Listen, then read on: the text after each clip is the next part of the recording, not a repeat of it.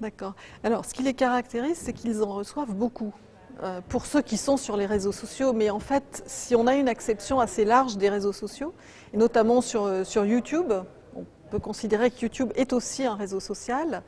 Voilà, ils en reçoivent beaucoup, et en même temps, comme leur vie, leur environnement physique est marqué par beaucoup de violence, ils vivent cela comme, ils le perçoivent d'abord comme quelque chose de plus banal et même comment dire, de beaucoup moins violent que ce qu'ils peuvent vivre eux dans leur vie.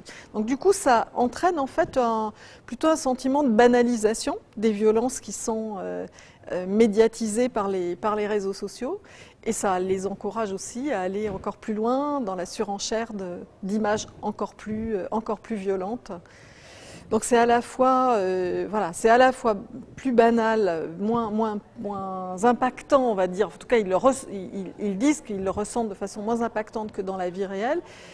Et en même temps, il y a aussi comment dire, ça fait aussi partie des étapes un peu du chemin du délinquant aussi, hein, de la trajectoire délinquante, que de supporter des images qui sont particulièrement crues, sanglantes.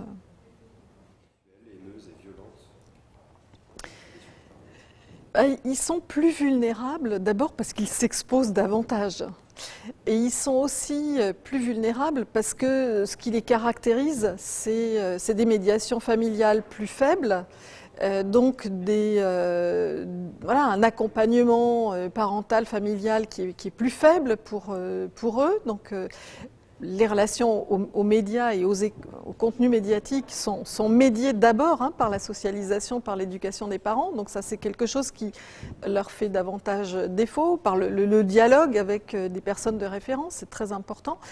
Donc ça, c'est une vulnérabilité. L'autre vulnérabilité, c'est que leur capacité de lecture, leur habileté dans l'écrit et dans la lecture est souvent plus faible.